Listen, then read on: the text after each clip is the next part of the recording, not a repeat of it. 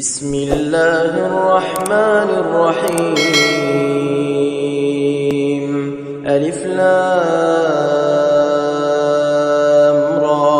تلك آيات الكتاب المبين. إنا أنزلناه قرآنا عربيا لعلكم تعقلون. نحن نقص عليك أحسن القصص بما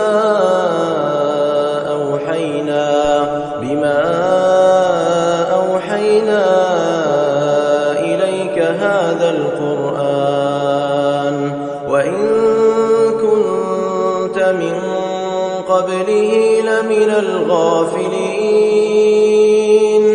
إذ قال يوسف لأبيه يا أبت إني رأيت 11 كوكبا والشمس والقمر رأيتهم لي ساجدين. قال يا بني لا تقصص رؤياك على إخوتك فيكيدوا لك كيدا، إن الشيطان للإنسان عدو مبين. وكذلك يجتبيك ربك ويعلمك من تأويل الأحاديث ويتم نعمته عليك وعلى آل يعقوب كما أتمها على أبويك من قبل إبراهيم وإسحاق، إن ربك عليم حكيم. لقد كان في يوسف وإخوته آيات للسائلين، إذ قالوا ليوسف وأخوه أحب إلى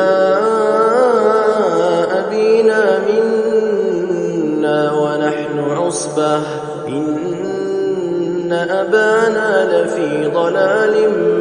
مبين. اقتلوا يوسف أو اطرحوه أرضا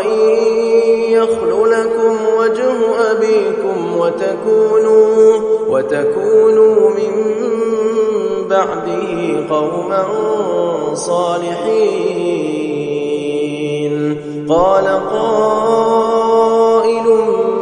منهم لا تقتلوا يوسف وألقوه في غيابة الجب يلتقطه بعض السيارة إن كنتم فاعلين. قالوا يا أبانا ما لك لا تأمنا على يوسف وإنا له لناصحون. أرسله معنا غدا يرتع ويلعب وإنا له لحافظون. قال إني ليحزنني أن تذهبوا به وأخاف أن يأكله الذئب وأنتم عنه غافلون. قالوا لئن أكله الذئب ونحن عصبة إنا إذا لخاسرون. فلما ذهبوا به وأجمعوا أن يجعلوه في غيابة الجب وأوحينا إليه لتنبئنهم بأمرهم هذا وهم لا يشعرون. وجاءوا أباهم عشاء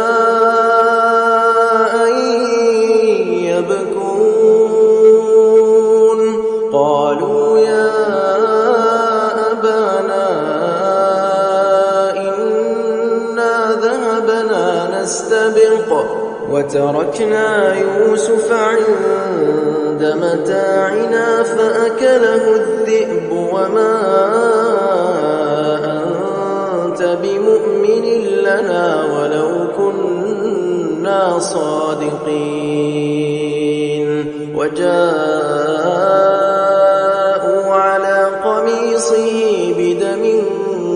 كذب قال بل سولت لكم أنفسكم أمرا فصبر جميل والله المستعان على ما تصفون وجاءت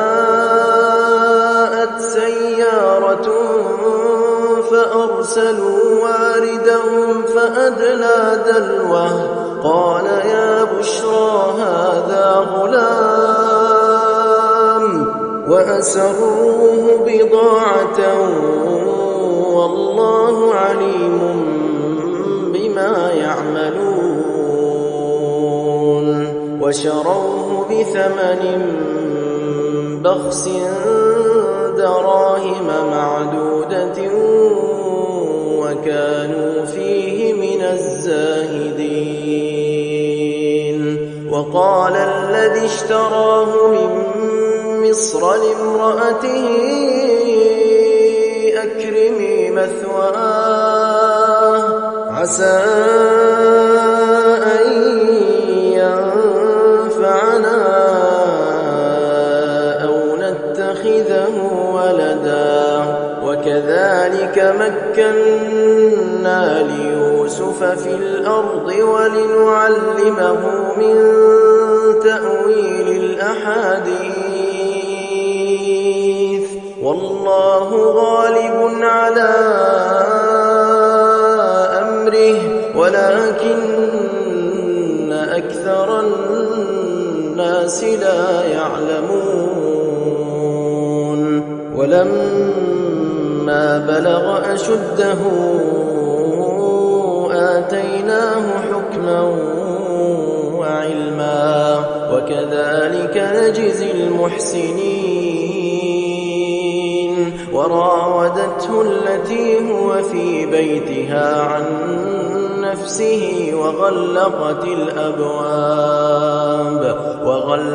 الأبواب وقالت هيت لك قال معاذ الله إنه ربي أحسن مثواي إنه لا يفلح الظالمون ولقد همت به وهم بها لولا أن رأى برهان ربه كذلك لنصرف عنه السوء والفحشاء إنه من عبادنا المخلصين واستبق الباب وقدت قميصه من دبر وألف يا سيدها لدى الباب قالت ما جزاء من أراد بأهلك سوءا إلا أن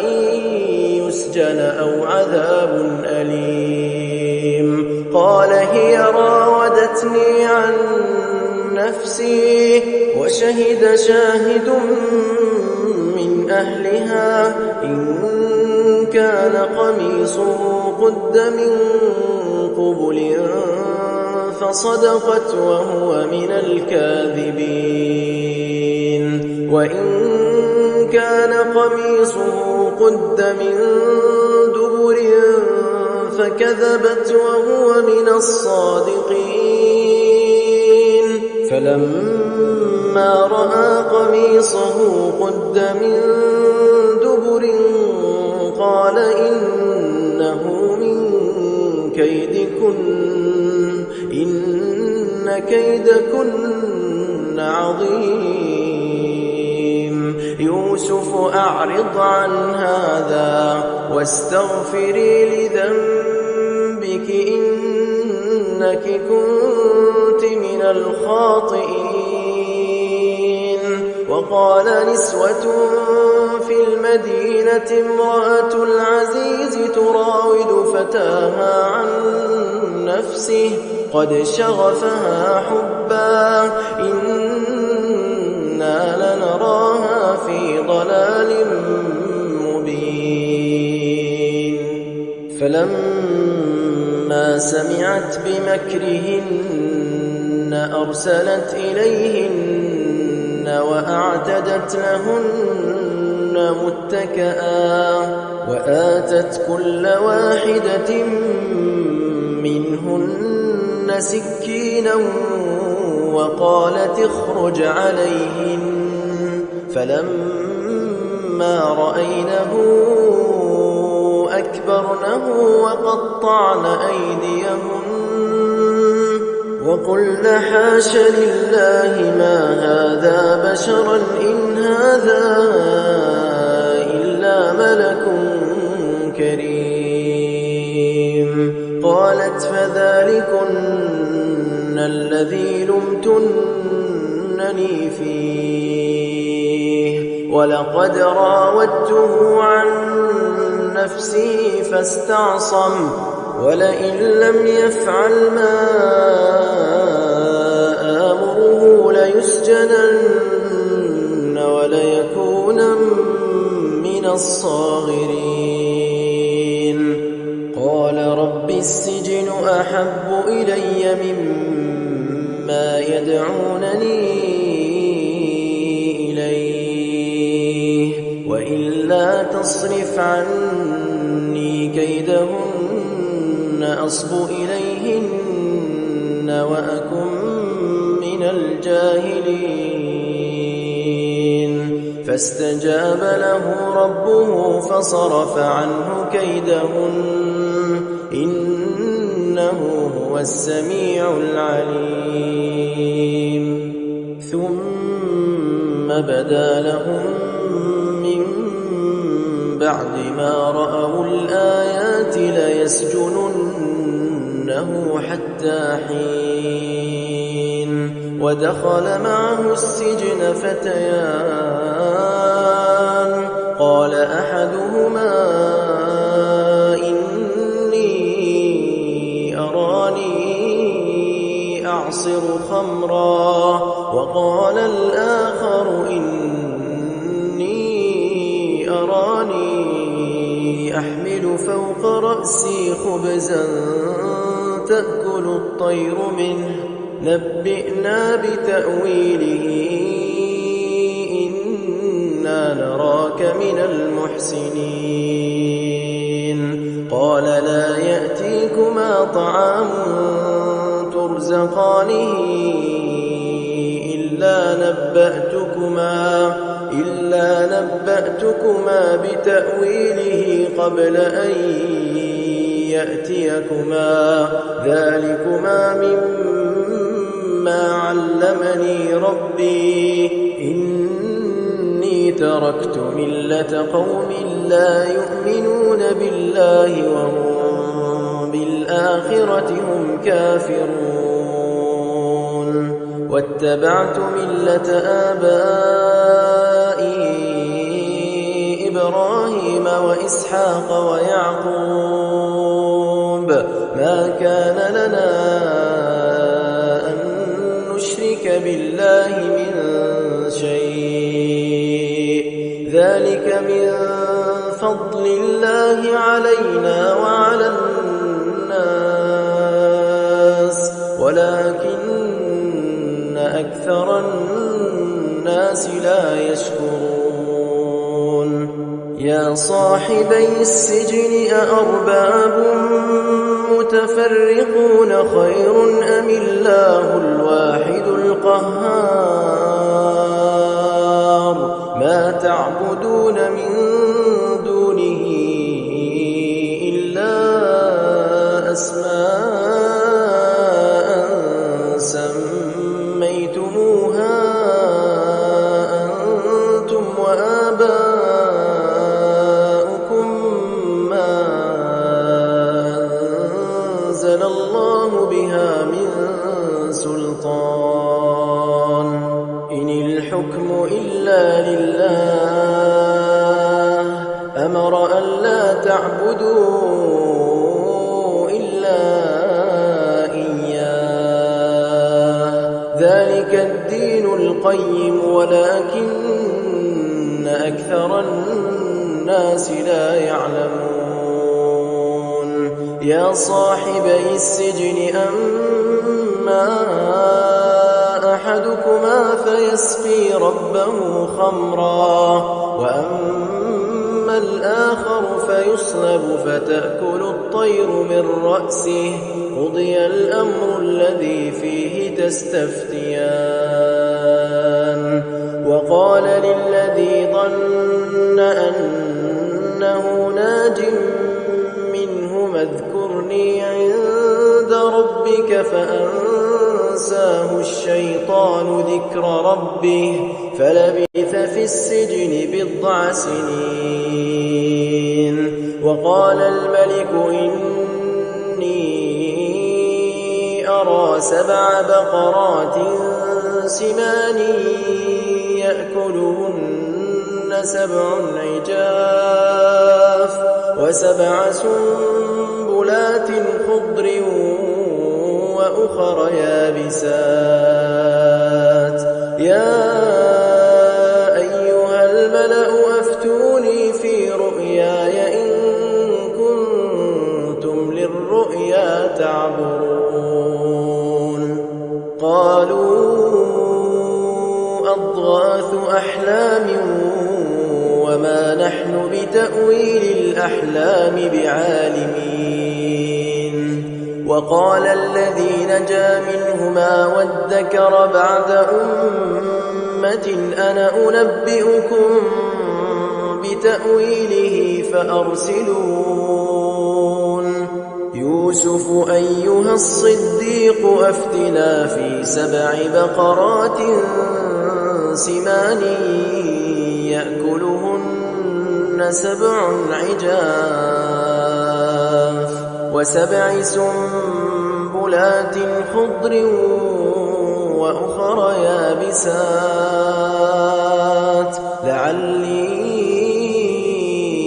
أرجع إلى الناس لعلهم يعلمون قال تزرعون 7 سنين دأبا فما حصدتم فذروه في سنبله إلا قليلا مما تأكلون ثم يأتي من بعد ذلك 7 شداد يأكلن ما قدمتم لهن إلا قليلا مما تحصنون ثم يأتي من بعد ذلك عام فيه يغاث الناس وفيه يعصرون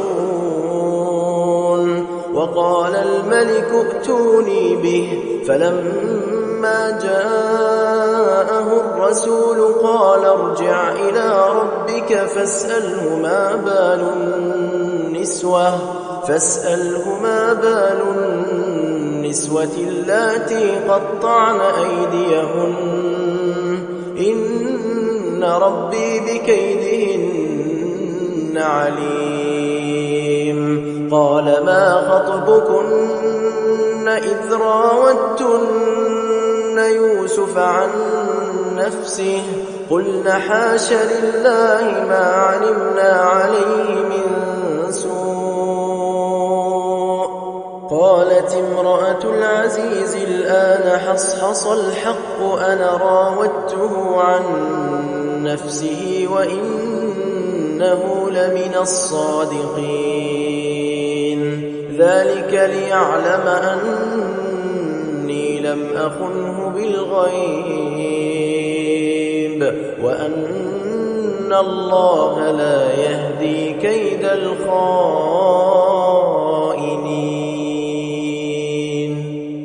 وما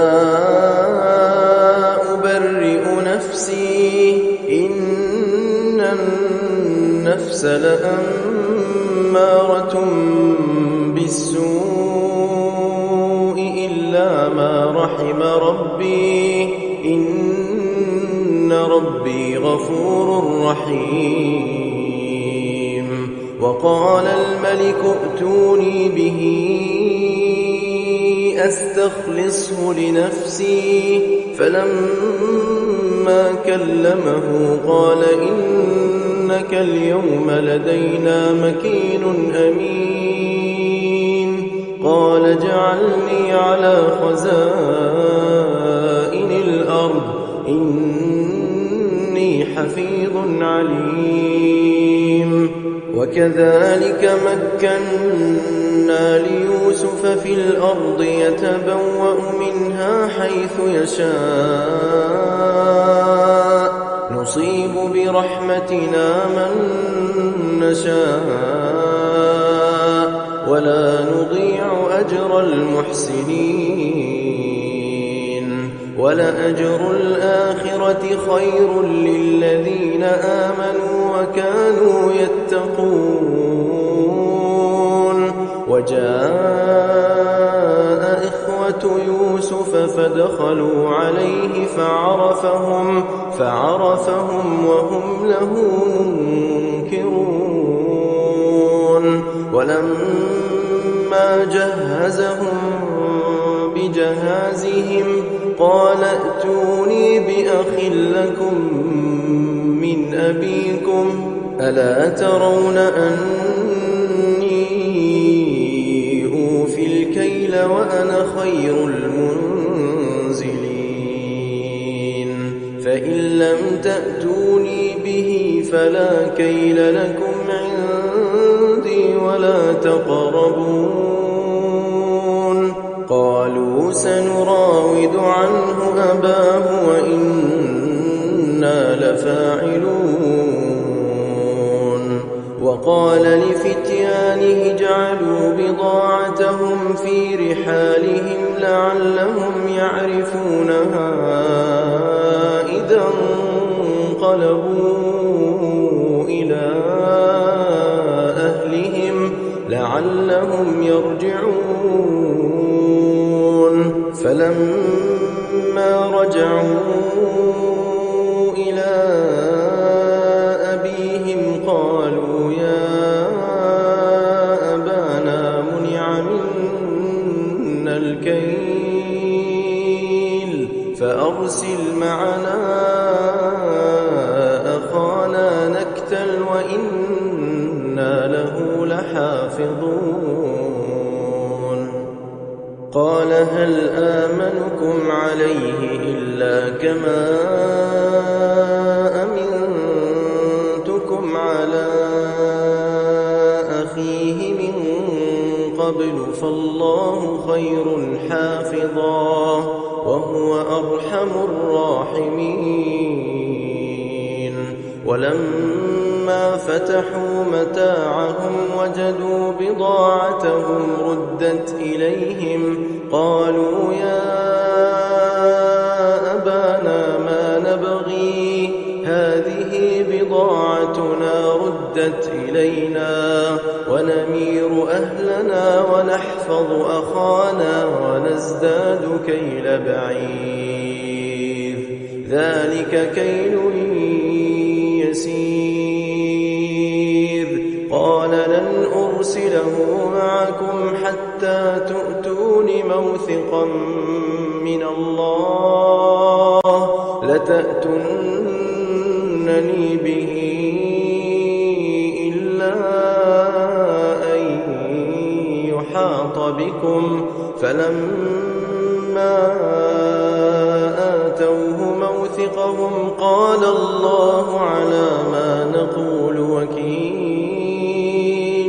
وقال يا بني لا تدخلوا من باب فادخلوا من أبواب متفرقة وما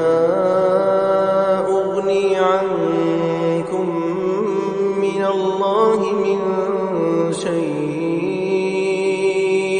إن الحكم إلا لله عليه توكلت وعليه فليتوكل المتوكلون ولما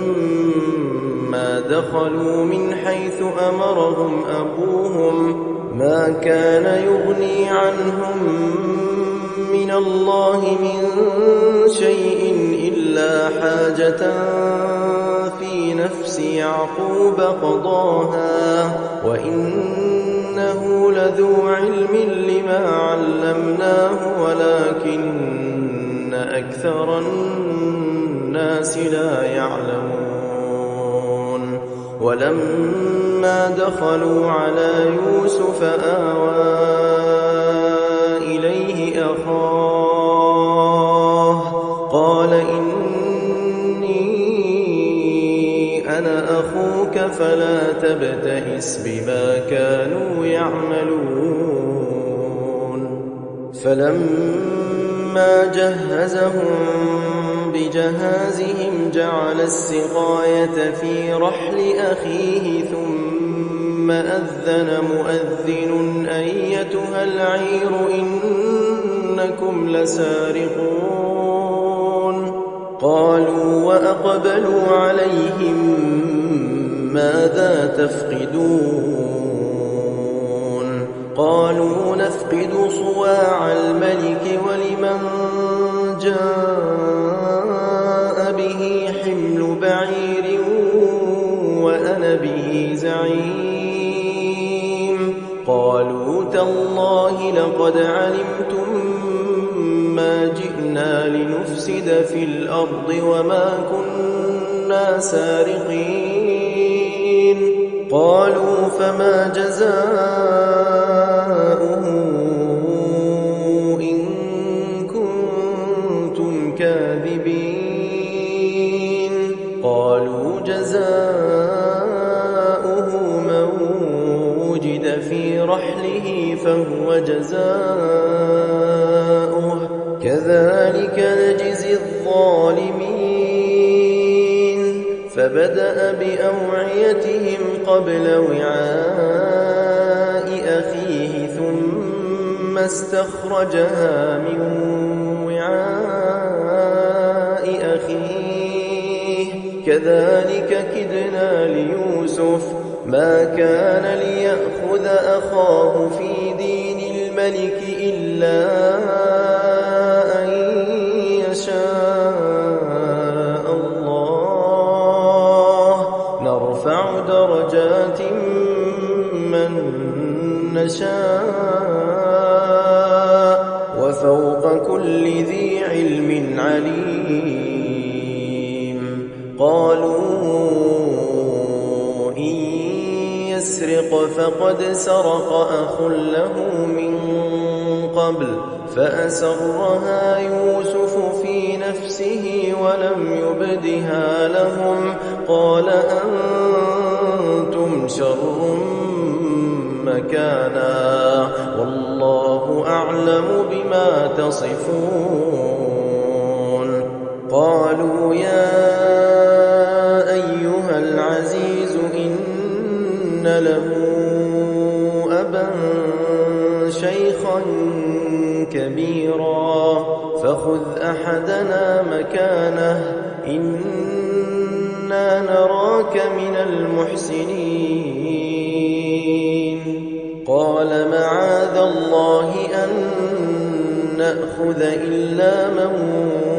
وجدنا متاعنا عنده إنا إذا لظالمون فلما استيئسوا منه خلصوا نجيا قال كبيرهم ألم تعلموا أن أباكم قد أخذ عليكم موثقا من من الله ومن قبل ما فرطتم في يوسف فلن أبرح الأرض حتى يأذن لي أبي أو يحكم الله لي وهو خير الحاكمين ارجعوا إلى أبيكم فقولوا يا أبانا إن ابنك سرق وما شهدنا إلا بما علمنا وما كنا للغيب حافظين واسأل القرية التي كنا فيها والعير التي أقبلنا فيها وإنا لصادقون قال بل سولت لكم أنفسكم أمرا فصبر جميل عسى الله أن يأتيني بهم جميعا إنه هو العليم الحكيم وتولى عنهم وقال يا أسفا على يوسف وابيضت عيناه من الحزن فهو كظيم قالوا تالله تفتأ تذكر يوسف حتى تكون حرضا أو تكون من الهالكين قال إنما أشكو بثي وحزني إلى الله وأعلم من الله ما لا تعلمون يا بني يذهبوا فتحسسوا من يوسف وأخيه ولا تيأسوا من روح الله إنه لا ييأس من روح الله إلا القوم الكافرون فلما دخلوا عليه قالوا يا أيها العزيز مسنا وأهلنا الضر وجئنا ببضاعة مزجاة فأوف لنا الكيل وتصدق علينا إن الله يجزي المتصدقين قال هل علمتم ما فعلتم بيوسف وأخيه إذ أنتم جاهلون قالوا أئنك لأنت يوسف قال أنا يوسف وهذا أخي قد من الله علينا إنه من يتق ويصبر فإن الله لا يضيع أجر المحسنين قالوا تالله لقد آثرك الله علينا وإن كنا لخاطئين قال لا تثريب عليكم اليوم يغفر الله لكم وهو أرحم الراحمين اذهبوا بقميصي هذا فألقوه على وجه أبي يأت بصيرا وأتوني بأهلكم أجمعين ولما فصلت العير قال أبوهم إني لأجد ريح يوسف لولا أن تفندون قالوا تالله إنك لفي ضلالك القديم فلما أن جاء وجهه فارتد بصيرا قال ألم أقل لكم إني أعلم من الله ما لا تعلمون قالوا يا أبانا استغفر لنا ذنوبنا إنا كنا خاطئين قال سوف أستغفر لكم ربي إنه هو الغفور الرحيم فلما دخلوا على يوسف آوى إليه أبويه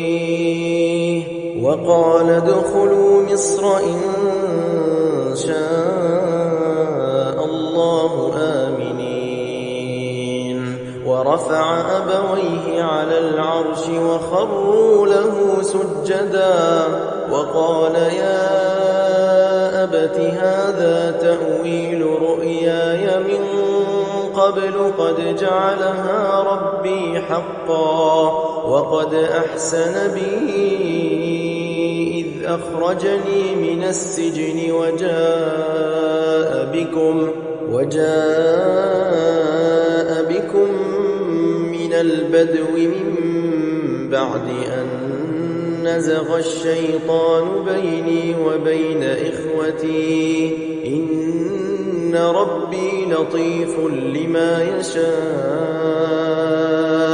إنه هو العليم الحكيم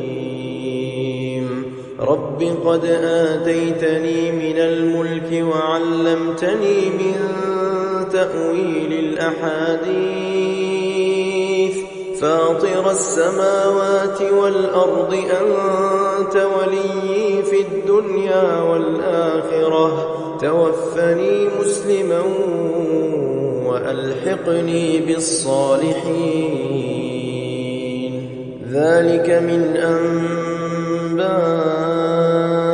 الغيب نوحيه إليك وما كنت لديهم إذ أجمعوا أمرهم وهم يمكرون وما أكثر الناس ولو حرصت بمؤمنين وما تسألهم عليه من أجر إن هو إلا ذكر للعالمين وكأي من آية في السماوات والأرض يمرون عليها وهم عنها معرضون وما يؤمن أكثرهم بالله إلا وهم مشركون أفأمنوا أن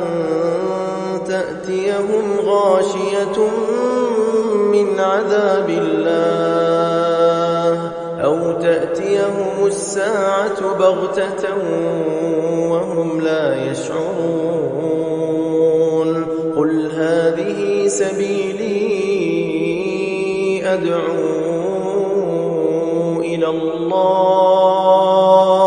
على بصيرة أنا ومن اتبعني وسبحان الله وما أنا من المشركين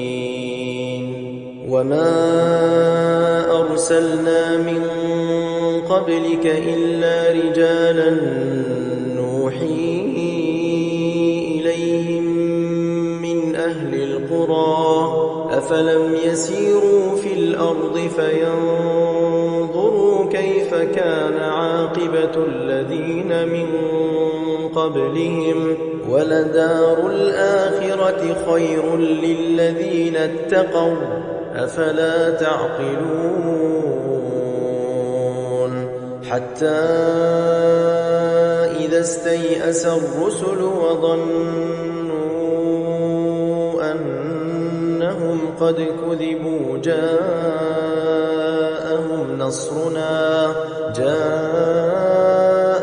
نصرنا فنجي من